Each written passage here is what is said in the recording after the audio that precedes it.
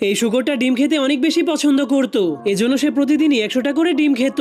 আর ডিমই ছিল তার জীবনের বেঁচে থাকার একমাত্র কারণ। এই জন্য সে তার ঘরের প্রতিটা ছবিতে এমনকি তার স্যুটের বোতামেও ডিমের স্টাইল করে রেখেছিল।